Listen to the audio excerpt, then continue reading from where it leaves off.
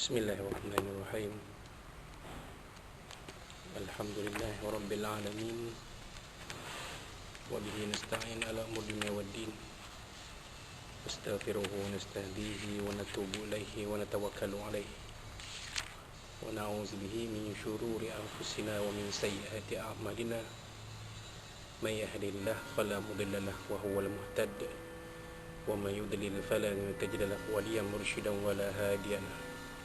أشهد أن لا إله إلا الله وحده لا شريك له وأشهد أن سيدنا محمدا عبده ورسوله اللهم صل وسلم وبارك على هذا النبي الكريم سيدنا وحبيبنا وشفيعنا وزهرنا ومولانا محمد المصطفى وعلى آله وصحبه ومن دعا بدعوته وتمسك بسنته وجاهد في سبيل الله إلى يوم الدين Rabbi shrah li sadri wa yassir li amri wahlul 'uqdatam min lisani yafqahu qawli subhanaka la ilma lana illa ma 'allamtana innaka antal alimul hakim wala hawla wala quwwata illa billahil azim.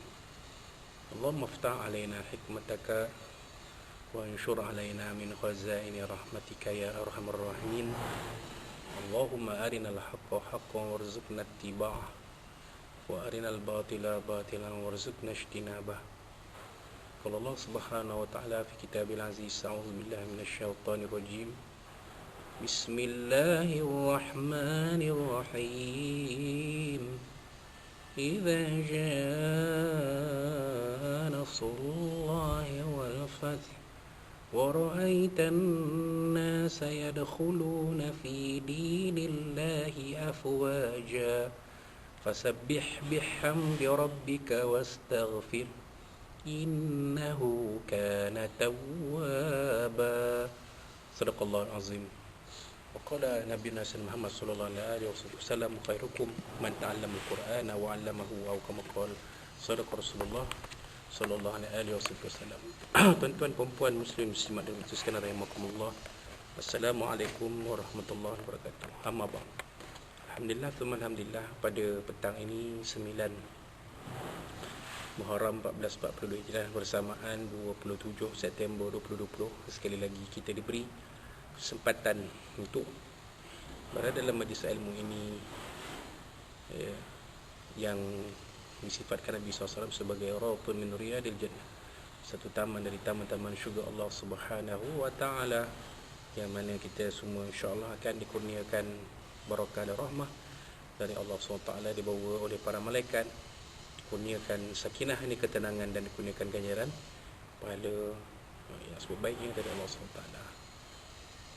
Jadi kita ucapkan setiap puji syukur kepada Allah SWT. Alhamdulillah, alhamdulillah.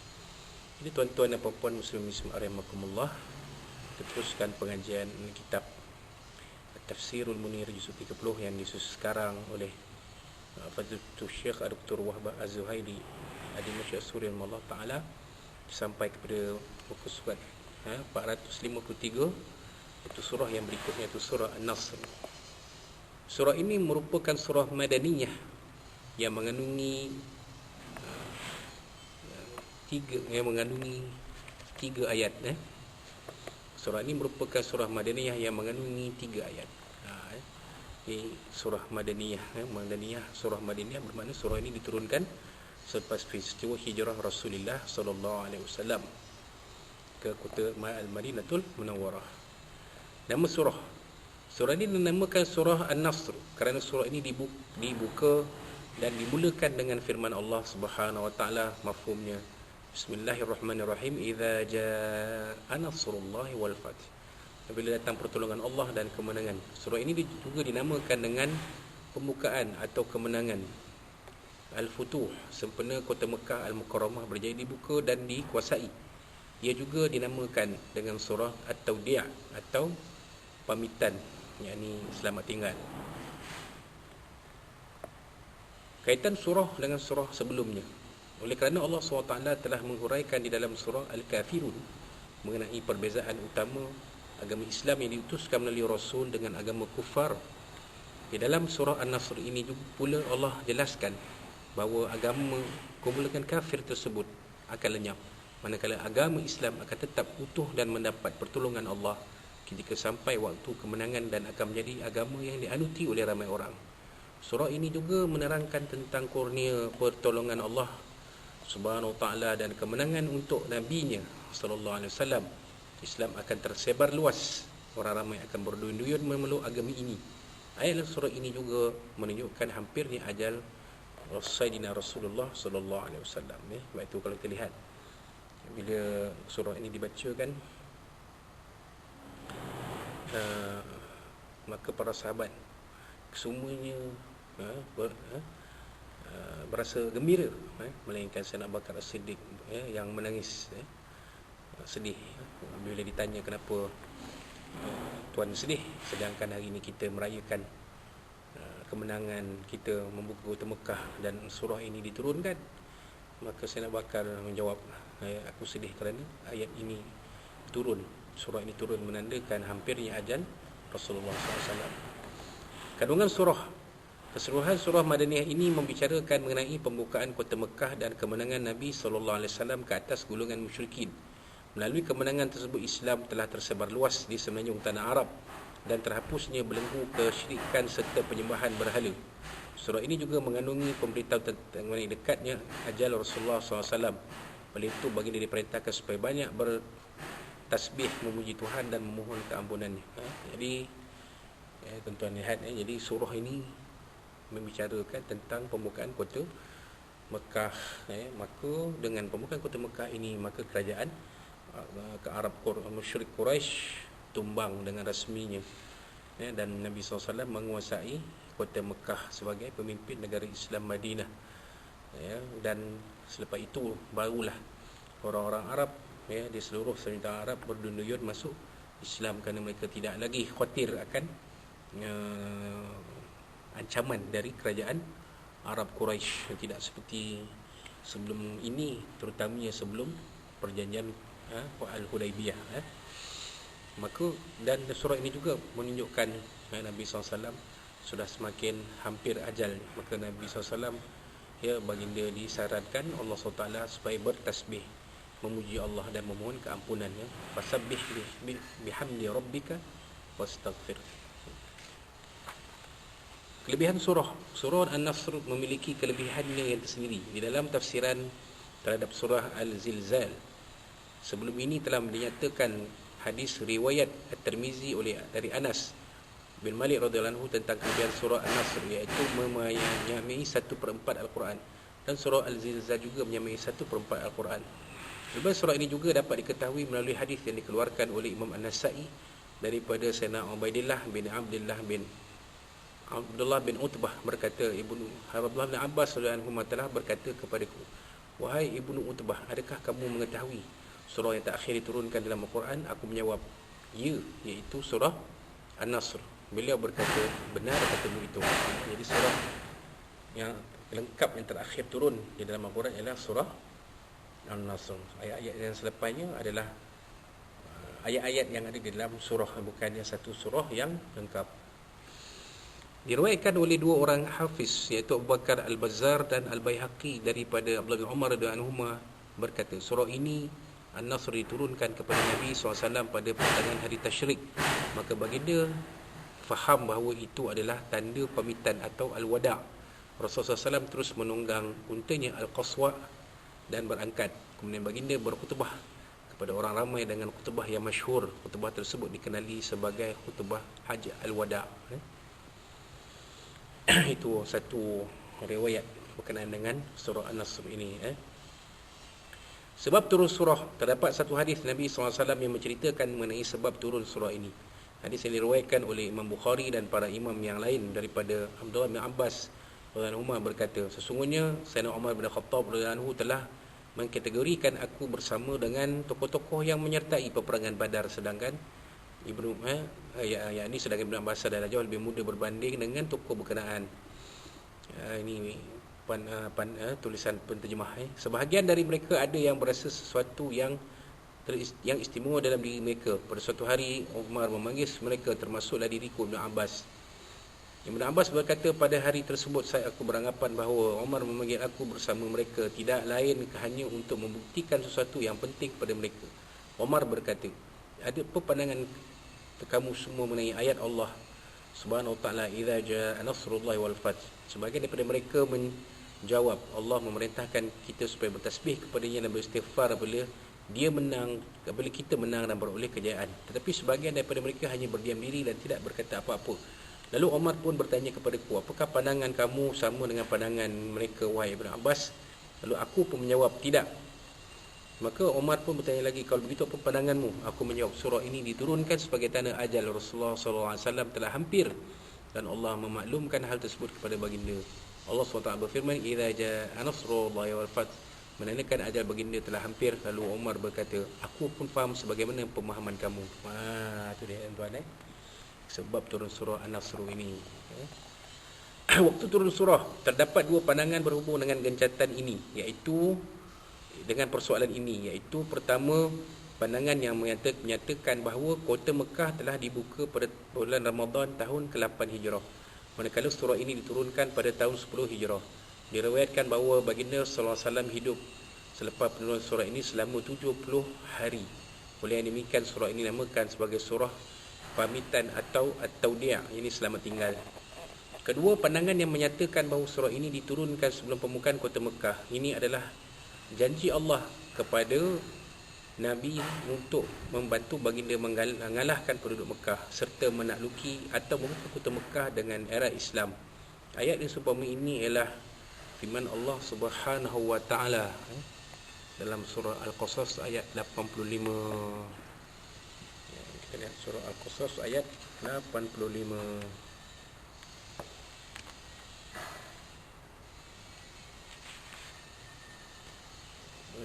A'udzubillahi minasyaitonir rajim.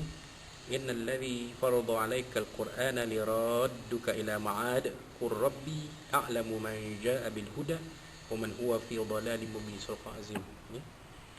Mafhum semuanya mewajibkan atasmu melaksanakan hukum Al-Quran benar-benar akan mengembalikan kamu ke tempat kembali. Dan firman Allah SWT mafhumnya, maka boleh datang pertolongan Allah. Ayat pertama surah An-Nasr tadi.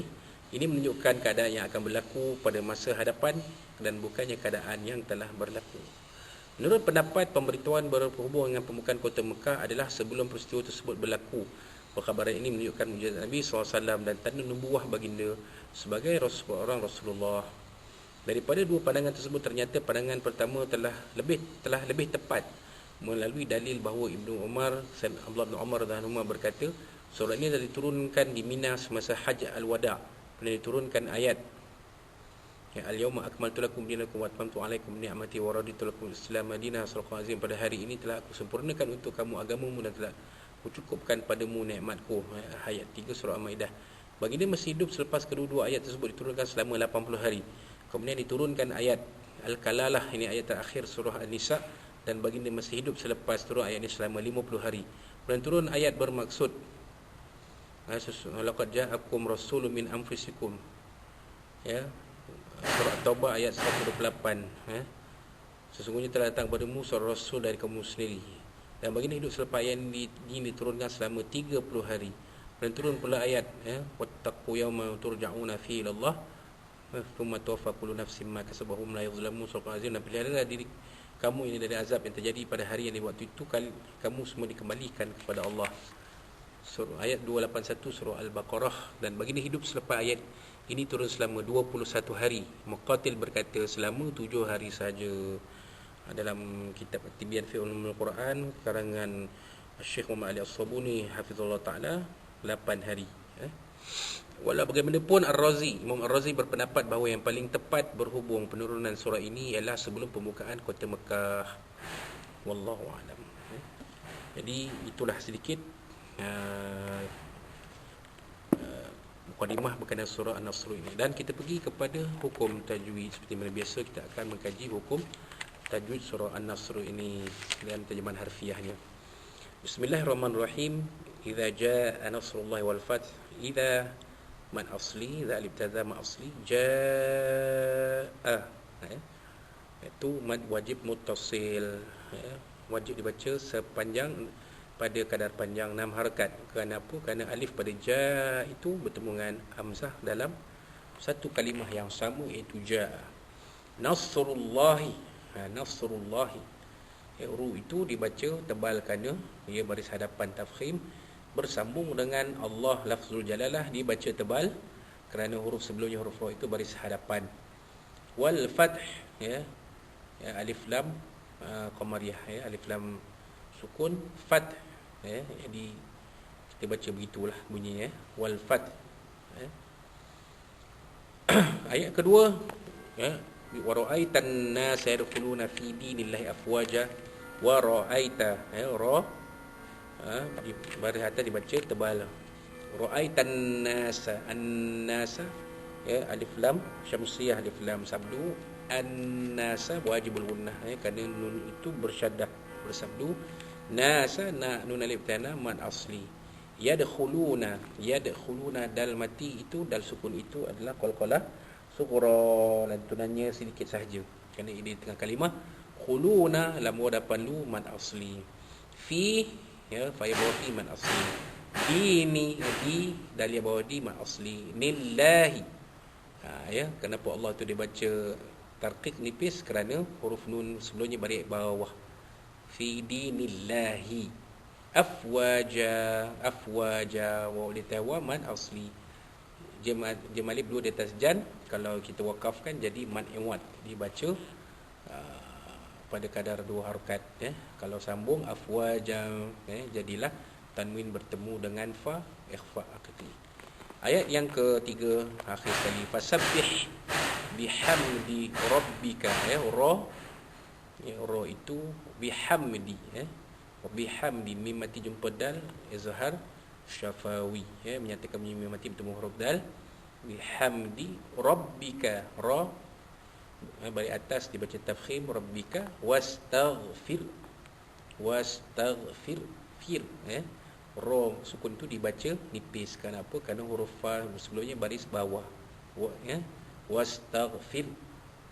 Wastaghfirhu, innahu, inna wajibul gunnah, nun bersabdu. Innahu, maksilah, tangga tinama ha itu bertemu dengan huruf kaf, maka mak yang adanya maksilah qasirah. Innahu dibaca pada kadar panjang 2 harakat saja. Kana kali beratas mad asli.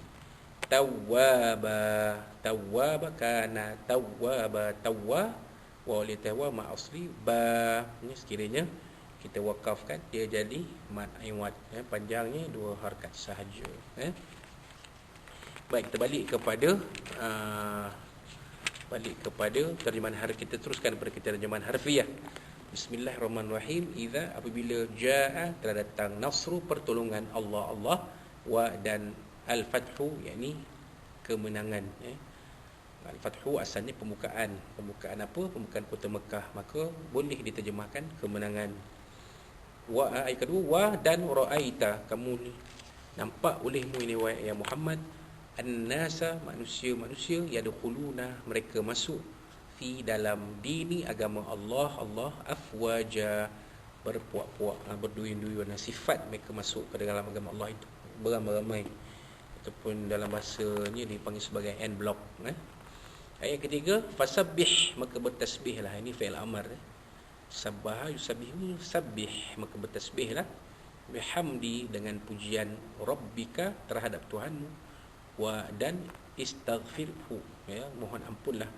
Ini kepadanya. Inilah Allah SWT ajar kita cara-cara menikmati kemenangan, bertasbih, bertahmid dan beristighfar.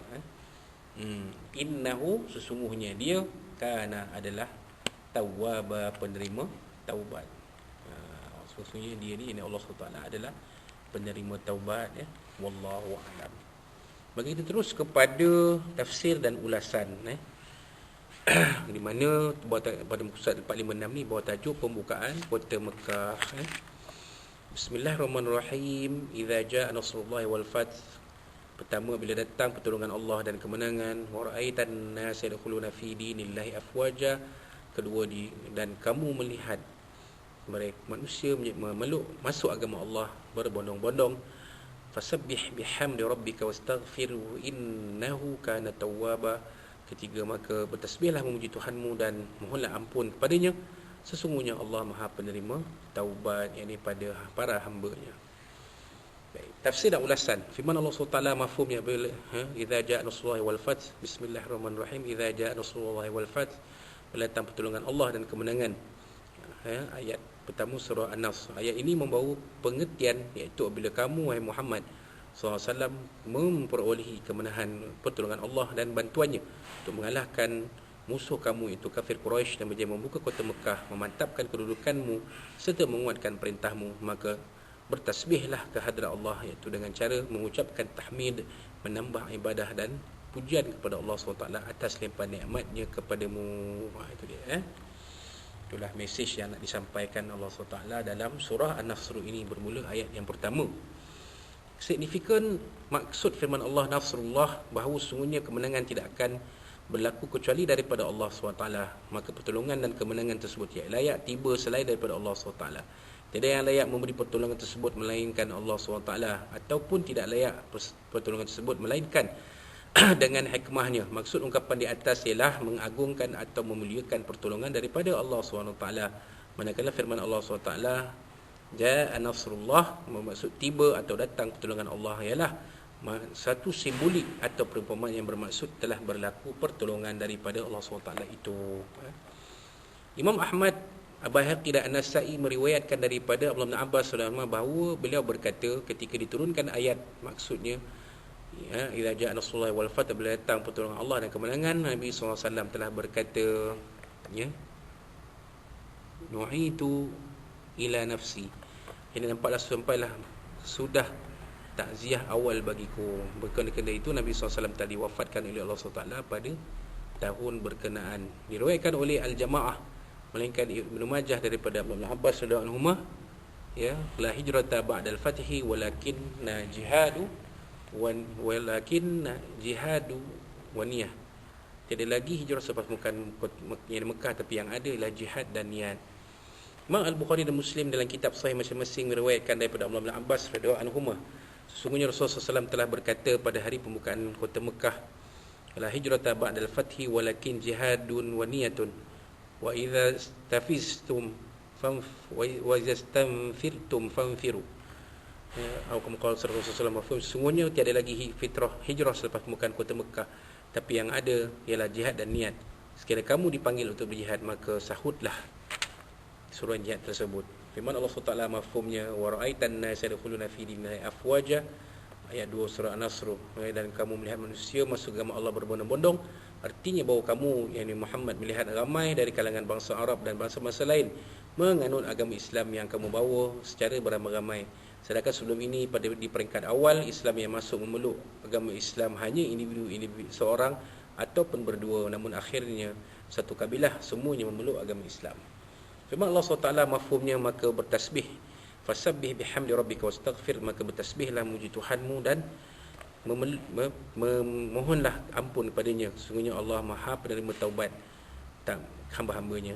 An-Nasr ayat 3. Ayat ini bermaksud, iaitu apabila kota Mekah menjadi buka dan Islam tersebar luas, maka hendaklah kamu bersyukur kehadrat Allah SWT di atas nikmat kurniaannya dengan mendirikan solat dan membersihkan namanya daripada segala perkara yang tidak layak bagi Allah SWT, dan jauhkan diri dari segala sangka buruk bahawa Allah tidak akan menunaikan janjinya memberi kemenangan kepadamu yang melawan orang kafir. Gandingkan tahmid dengan tasbih. Di situ pertolongan dan kemenangan yang kamu peroleh adalah kurniaan Allah juga. Oleh itu perbanyakkanlah puji-pujian baginya. Pohonlah juga kepada Allah SWT keampunan untuk dirimu dengan penuh rasa tawaduk dan rasa sesal kerana kecuaian, dan juga sebagai pengajaran untuk umatmu. Mohonlah keampunan untuk pengikutmu yang sebahagian mereka berasa rusing dan takut kerana lambatnya pertolongan daripada Allah SWT. Sungguhnya Allah SWT sentiasa menerima taubat lagi bagi orang-orang yang memohon taubat kepadanya. Allah mengasihi mereka dengan menerima taubat hamba-Nya sehingga mereka tidak berasa putus asa dan kembali ke pangkal jalan setelah melakukan kesalahan. Jadi inilah sifat penyayang Allah SWT. Walaupun ada di antara para sahabat yang mungkin berasa gundah kerana kemenangan belum tiba, tapi Allah SWT menyabarkan mereka dengan memberitahu kepada Nabi supaya kemenangan ini disambut dengan tasbih, dengan tahmid, dengan istighfar, bukan dengan merayakan kemenangan itu sehingga lupa diri. Tak, itu bukan cara Islam. Bila kita menang dalam perjuangan, itulah cara yang diajar oleh Nabi SAW. Tokoh-tokoh ulama hadis terkemuka dengan lafaz Imam Bukhari meriwayatkan bahawa Sayyidatuna Aisyah telah berkata, Rasulullah SAW setiap kali mendirikan solat sampai diturunkan surah ini, baginda membaca subhana rabbana wa bihamdik Allahumma ighfirli. Kata Sayyidatuna Aisyah lagi, Rasulullah SAW banyak membaca dalam rukuk dan sujud bacaan berikut, subhanallah subhanakallahumma rabbana wa bihamdik Allahumma ighfirli. Wallahu a'lam. Maka akhir sekali, pedoman hidup dan hukum hakam. Surah ini mengandungi beberapa perkara penting seperti berikut. Setiap nikmat daripada Allah SWT adalah mustahak disyukuri Allah, wajib dipatuhi. Antara nikmat yang paling besar yang Allah kurniakan pada bagi Nabi SAW dan umatnya ialah kejayaan dan kemenangan mereka ke atas musuh, juga penaklukan atau pembukaan kota Mekah yang menjadi ibu negeri orang Arab dan Islam serta lokasi Baitullahil Haram ataupun Kaabah yang mulia sebagai kiblat bagi umat Islam. Nikmat Allah SWT yang begitu besar ditambah digandakan lagi dan kemasukan orang Arab dan bangsa yang ke dalam agama Islam, apatah lagi kedudukan baginda semakin mantap, kerana apabila baginda meneluki Mekah, orang-orang Arab lain berkata, kalau Muhammad sudah mengalahkan penduduk Mekah, padahal sebelum ini penduduk Mekah dimenangkan oleh Allah melawan tentera bergajah, maknanya kamu semua tidak mungkin berdaya mengalahkannya. Berikutan dengan itulah mereka masuk Islam berbondong-bondong.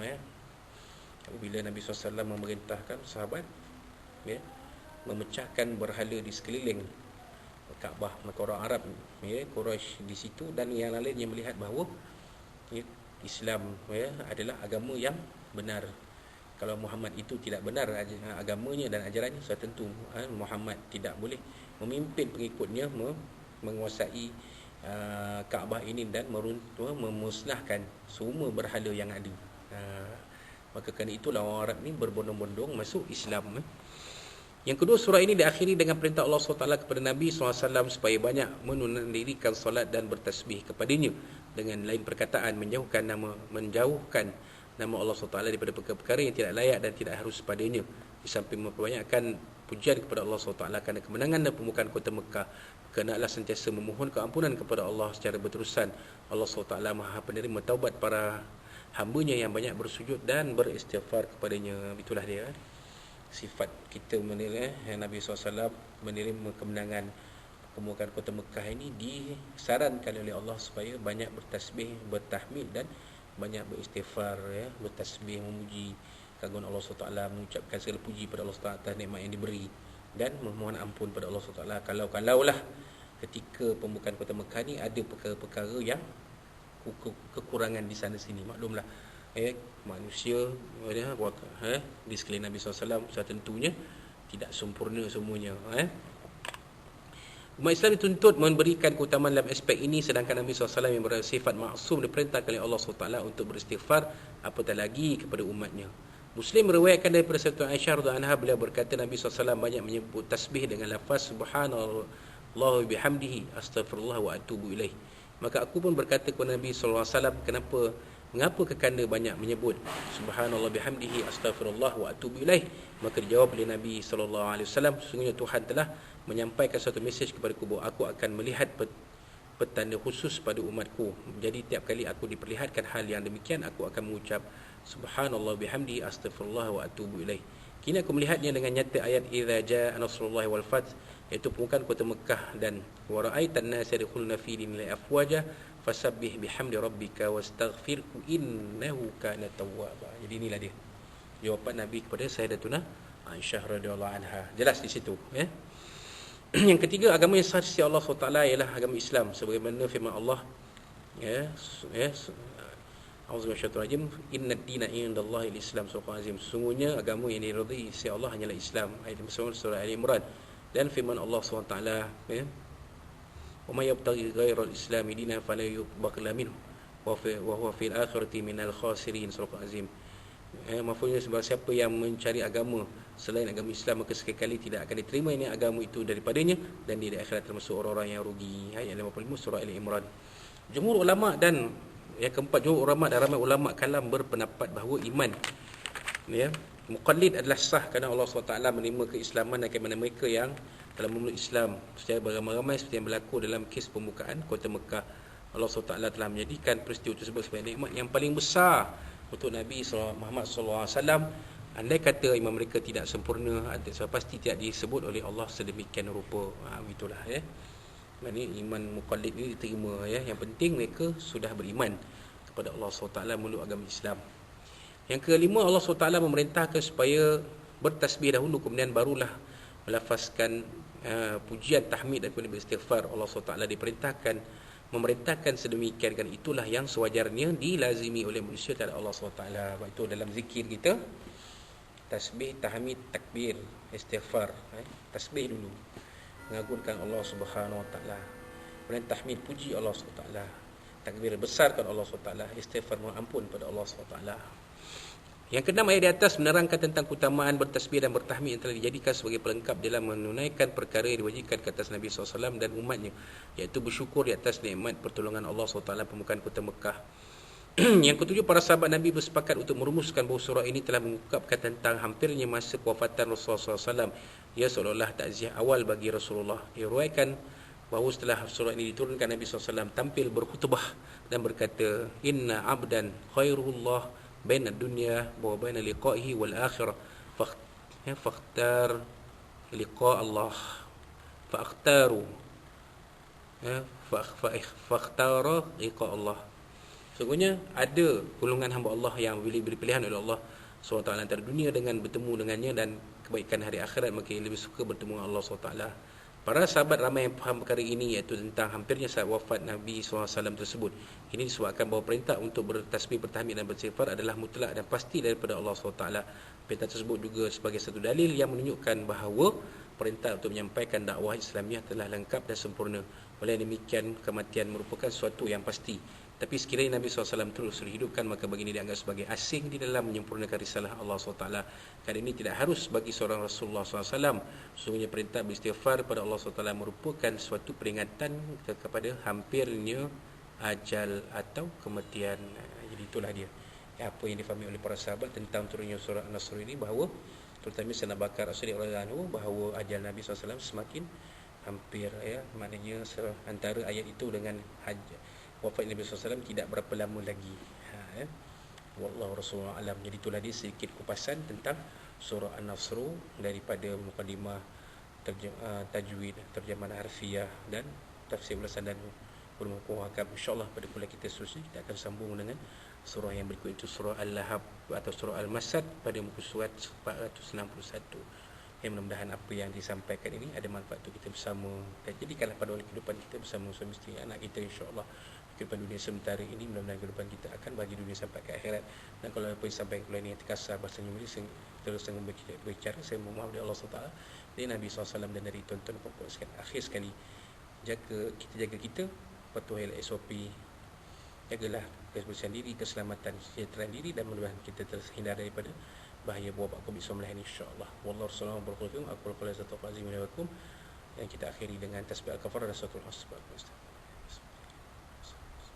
أعوذ من الشيطان الرجيم بسم الله الرحمن الرحيم وبالأسلام والصلاة والسلام على أشرف الأنبياء والمرسلين اللهم ارحم جميع الذين تغفر به ذنوبهم واسمه اللهم إنا نكفره ولا نعوذ بك من شرور اللهم بارك شمله وفرجه وسلم يا قهار الجبار انتقم يا الله يا الله اللهم انزل كتابك وانزل السماء وأعزم يهزم المستضعفين في المستشفى ربنا زين المسلمين ربنا آتنا في الدنيا حسنة وفي الآخرة حسنة وقنا عذاب النار ربنا عليك توكلنا وإليك الملك المصير ربنا تقم لنا دعانا ومسلمنا لمنا ولقاءنا وأعمالنا في هذا اليوم برأ من شر فمر منك السماء تلعي ما تتوم ويبدأ فيها سبحانه وتعالى فيها سامة صدى والحمد لله رب العالمين تقبل الله منا منكم منكم تقبل بالهداية والتوفيق. السلام عليكم ورحمة الله وبركاته.